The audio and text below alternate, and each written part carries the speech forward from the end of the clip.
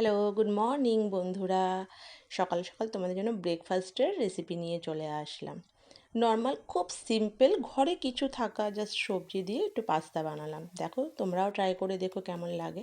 দেখ, পাস্তাটা সেদ্ধ করে নিয়েছি আর নিয়ে তারপরে একটা ডিমকে একটু কড়াই তেল দিয়ে একটুখানি ভেঙে জাস্ট ডিমের ঝুড়ি টাইপের করে নিলাম।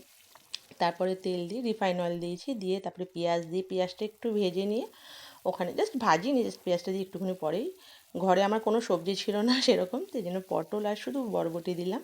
দিয়ে তোমরা চাইলে এখানে বিট গাজর, বিনস, কড়াইশুঁটি, ক্যাপসিকাম সবই দিতে পারো। দিয়ে একটু লবণ দিয়ে জাস্ট একটুখানি কিছুক্ষণ ফ্রাই করে নিয়ে তারপরে জাস্ট হলুদ, একটু জিরের গুঁড়ো, ধনের গুঁড়ো দিলাম। দিয়ে ভাজা ভাজা হয়ে যাওয়ার পরে তারপরে জাস্ট যেমন নর্মাল পাস্তাগুলো দিয়ে দিলাম। দিয়ে পাস্তাগুলো দিয়ে একটুখানি কিছুক্ষণ ভাজতে হবে। দিয়ে তোমরা মানে জাস্ট আরও সবজি এখানে অ্যাড করতে পারো, আমি জাস্ট যেটুকুনি ঘরে ছিল ওটুকুনি দিয়ে করলাম। সবজি যত দেওয়া হয় ভালো লাগে। আর আমরা জানি রেস্টুরেন্টে অনেক রকম বিশেষ মানে বিভিন্ন রকম ভ্যারাইটিস রকমের পাস্তা আমরা খাই, কিন্তু এটা আমি একদম ঘরোয়াভাবে সিম্পলভাবে করেছি।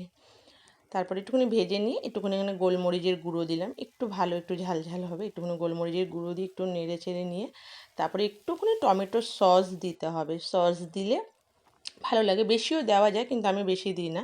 আমি জাস্ট একটুখানি টমেটো সস দিলাম। আসলে এক হাতে ভিডিও করছি আর এক হাতে টমেটোটা সসটাই করছে, দিতে একটু অসুবিধাই হচ্ছে। তারপরে একটু নেড়ে নিয়ে তারপরে ডিম ভুজিয়াটা দিয়ে দিলাম। তারপরে ব্যাস, রেডি, ব্রেকফাস্ট রেডি। কারা কারা খাবে চলে আসো।